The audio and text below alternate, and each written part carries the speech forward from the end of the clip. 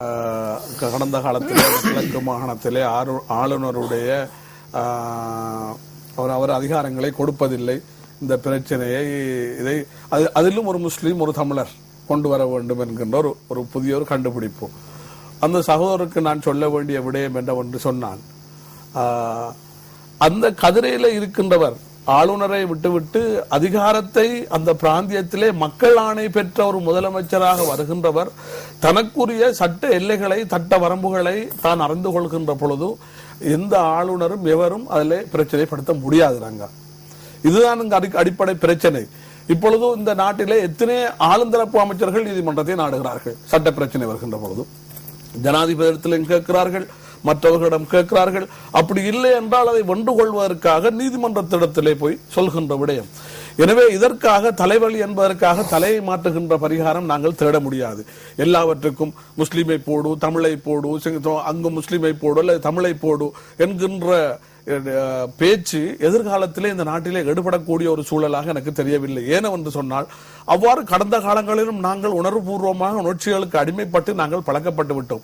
ஒரு தமிழர் வந்து விட்டார் அல்லது முஸ்லீம் வந்து விட்டார் என்பதனால் எல்லாம் நடந்துவிட முடியும் என்கின்ற எதிர்பார்ப்பிலும் நீங்கள் இருக்கக்கூடாது. அவர் சில வேளை யாரோ ஒரு ஆள் அவரை அனுப்புகின்ற பொழுது அவருடைய கைப்பிள்ளையாக இருந்தால் என்ன செய்ய முடியும்? எனவே அவ்வாறு அல்ல. அதிகாரங்கள் பகிர்கின்ற பொழுதோ அல்லது அதிகாரங்கள் தேவைப்படுகின்ற பொழுதோ நாங்கள் ஒரு முதலமைச்சர் ஆசனத்திலே இருக்கிறோம் என்று சொன்னால் எங்களுக்கு அந்த பிராந்திய மக்களுக்கு தேவையான அந்த அதிகாரத்தை அந்த மக்களுடைய கைகளிலே கொண்டு செல்வதற்கான வல்லமை அந்த அதிகாரத்தில் இருக்கின்றவருக்கு தெரிய வேண்டும். அப்படி இல்லை என்று சொன்னால் ஆளுநர் என்ன, ஆளுநர் அதுக்கு எதிராக இருக்கிறார் என்றால் எத்தனையோ பிரதேசங்களில் எவ்வளவு மாற்றங்களை கொண்டு வர முடியும். தான் ஒரு முதலமைச்சர் என்பவர் தனக்கு அந்த பிரதேசத்தில் இருக்கின்ற அனைத்து கட்சிகளுடைய ஆதரவினையும் பெற்று பெரும்பான்மை செல்வாக்கோடு இருக்கின்ற ஒருவர் ஒரு ஜனாதிபதியினால் நியமிக்கப்படுகின்ற ஒருவருக்கு பயப்படுகின்ற ஒரு நிலவரத்தில் இருக்க முடியாது என்பதுதான் என்னுடைய கருத்தாகும். எனவே இதற்காக முஸ்லீம் ஒருவரை ஆளுநர் போடுங்க, முஸ்லீம் ஒருவரை அல்லது தமிழ் ஒருவரை ஆளுநராக போட்டால் இந்த பிரச்சனை தீர்ந்து விடுமா?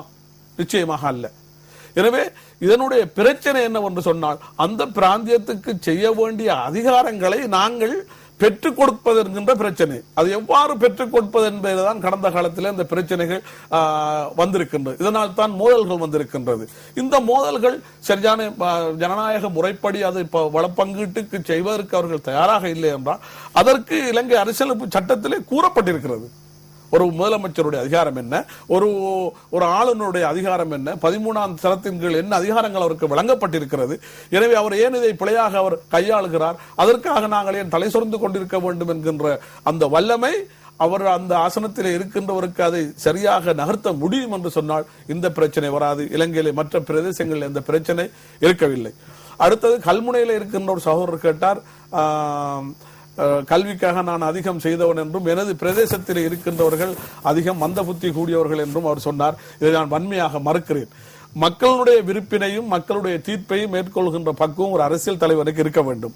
இல்லை என்று சொன்னால் அது பிழையாக இருக்கும். அவர்கள் ஏதோ ஒரு காரணத்துக்காக என்னை தெரியாமல் விட்டிருக்கலாம். ஏதோ ஒரு நியாயபூர்வமான காரணம் என்னுடைய வாக்காளர்களுக்கு இருந்திருக்கும். எனவே அந்த அடிப்படையிலே அதற்காக என் மக்கள் மந்த புத்தி மக்கள் என்று அல்லது மடையர்கள் என்று சொல்வதை நான் வன்மையாக மறுக்கிறேன். இவ்வாறு அந்த கேள்விகளை தயவு செய்து அவ்வாறு கேட்கக்கூடாது என்று நினைக்கிறேன். கல்வி ரீதியான பிரச்சனை, அவர்கள் டியூஷன் விடயங்களிலே அப்பாடி எடுக்கிறார் இப்படி எடுக்கிறார்கள் என்றும் வியாபாரம் நடக்கிறது என்று விடயங்களை பற்றி கூறுகிறார். இப்பொழுது எல்லாமே வியாபாரம் தான், கல்வி மாத்திரமல்ல. ரங்கா, கொழும்பிலே நாங்கள் வந்தோம் என்று சொன்னால் பல்கலைக்கழகமே, வெளிநாட்டு பல்கலைக்கழகங்கள் 6 வருடங்கள் 7 வருடங்கள் இங்கு ஏலவல் படித்து ஒரு பல்கலைக்கழக பட்டத்தை பெறுவதற்கு பின்பாக 3.5 வருடங்களுக்குள் உயர்தரம் இல்லாமலே பட்டம் பெறுகின்ற சூழல் இந்த நாட்டிலே வந்திருக்கிறது. இது உலகத்திலே இப்பொழுது education is a business trend என்று சொல்கிறார்கள். இதை விட கஷ்டப்பட்டு படித்து பேராசிரியராகிறது கலாநிதி ஆகிறது. சில அமைச்சர்களை பார்த்தால் கலாநிதி என்று சொல்கிறார்கள். அவர்களுக்கு கலாநிதி என்று கூறும்போது கலாநிதியா இருக்கிறவர்கள் என்ன செய்ய போறார் என்பது அவருடைய இன்னொரு யாரோ ஒரு நினைக்கிறேன் கல்முனை மாநகர சபை உறுப்பினர் ஒருவரும் தொலைபேசி அழைப்பிட்டிருக்கிறார். வணக்கம். வணக்கம். வணக்கம். சோமா இருக்கிறீங்க. நான் முன்னாள் அமைச்சர் அமீராதியோட பேசுவோம். முன்னாள் மாநகர சபை கல்முனை முன்னாள் மாநகர சபை உறுப்பினர் தௌஃபீக். ஆம். என்னவென்று சொன்னால் அமீராதி முன்னாள் அமைச்சர் அவர்கள் அநேகமாக மின்னல் நிகழ்வுக்கு வந்தால் முஸ்லிம் சிறுபான்மை மக்கள் அரசியல்வாதிகளை எந்த நேரம் தூக்கிக் கொண்டுதான் இருக்கிறார்.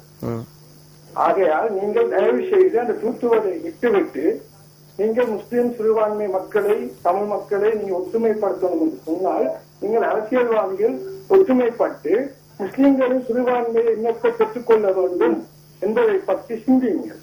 அதை விட்டு மின்னல் நிகழ்ச்சியில அந்த நிகழ்ச்சியில நீங்கள் நன்றி நன்றி நன்றி உங்களுடைய கேள்விக்கு நான் உண்மையில் நினைக்கின்றேன். இந்த நிகழ்ச்சியிலே நான் நினைக்கின்றேன் நீங்கள் கேள்வியை உண்மையில் கேட்கலாம். உங்களுடைய கருத்துக்களை நான் நினைக்கிறேன் நீங்களும் ஒரு மாநசபை உறுப்பினர் வகையிலே நீங்கள் அரசியல் மேடைகளில் பேசுகின்ற பொழுது நாங்கள் சக்தியிலே செய்திகளிலே அதை ஒளிபரப்ப முடியும். ஆனால் இந்த நிகழ்ச்சிகளே நான் நினைக்கின்றேன் நீங்கள் முஸ்லிம் காங்கிரசின் ஒரு உறுப்பினரை அனுப்பி ரவுஃப் ஹக்கீம் அவர்களையோ அல்லது யாரோ அனுப்புகின்ற பொழுது அந்த வாதத்தை அவருடன் அவர் செய்து கொள்வார்.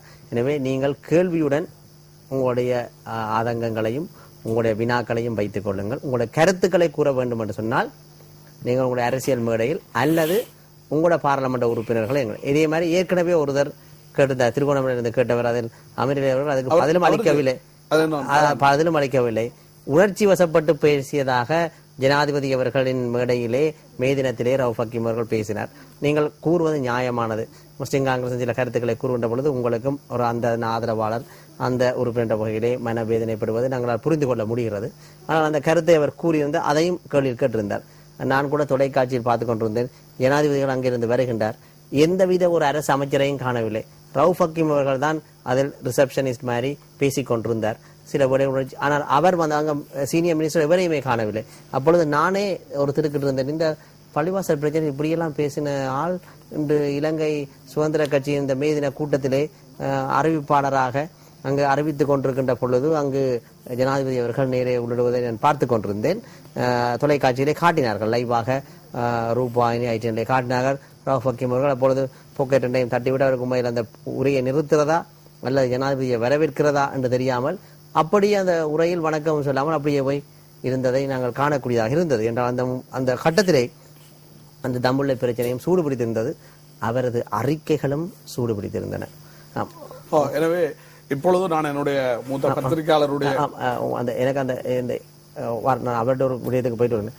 இந்த வகையில் இறுதியாக நான் நினைக்கின்றேன் உங்களுடைய கருத்தை நீங்கள் கூறியிருந்தீர்கள். இந்த வகையிலே இப்படி அமைகின்றது. சுருக்கமாக ஒரு எங்களுக்கு இன்று ஊழியர்களாகின்ற வகையிலே இன்று அதாவது லீகோனி அவர்கள், அதாவது சிங்கப்பூரின் தந்தை என்று வர்ணிக்கப்படுவது கூறினார், இலங்கை மாதிரி நான் சிங்கப்பூரை மாற்ற வேண்டும் என்று.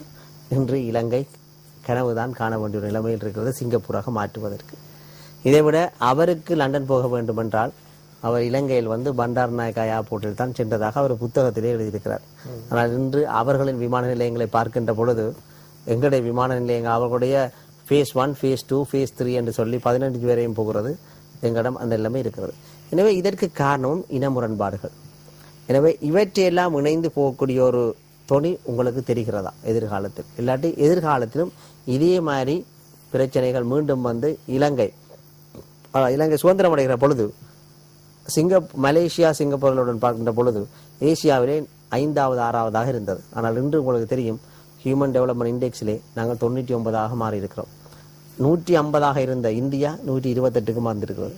128ஆக இருந்த சைனா 88ஆக மாறி இருக்கிறது. ஆனால் இலங்கை 56ல 25ல இருந்து போய் இன்றைக்கு 99ல நிற்கிறோம். இன்னும் நாங்கள் இந்தியாவோட முன்னுக்கு இருக்கிறோம் என்று மார்பு கொள்கிறோம். ஆனால் இருந்தாலும் நாங்கள் பின்னோக்கி நகர்கிறோம், அவர்கள் முன்னோக்கி நகர்கிறார்கள்.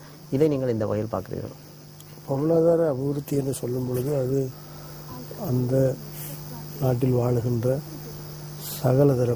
சகல சமூகங்களுக்கும் ஒப்புரவானதாக இல்லாத பட்சத்தில் அது ஒரு செம்மையான பொருளாதார அபிவிருத்தி என்று சொல்ல முடியாது.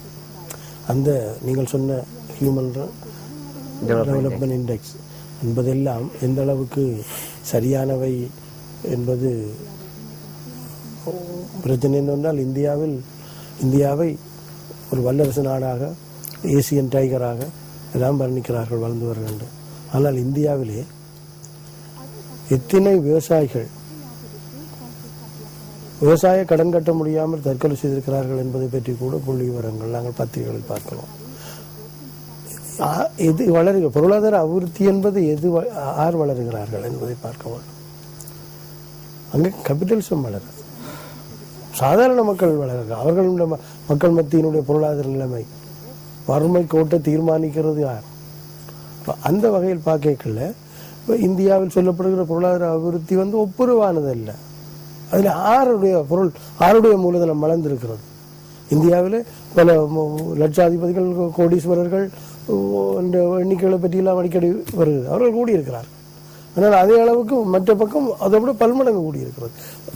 சகல தரப்பு மக்களுக்குமே ஒப்புரவான பொருளாதார நிறைவு செய்த நேரம் ஏற்கனவே வந்துவிட்டது. எனவே எமது அலைப்பேட்டிக்கு வந்த அமீர் அலி முன்னாள் அமைச்சர் அவர்களுக்கும் அதேபோல் தினக்குரலின் பிரதம ஆசிரியர் அவர்களுக்கும் மின்ன நிகழ்ச்சியின் சார்பில் எமது நன்றிகளை தெரிவித்துக் கொள்கின்றோம். நன்றி.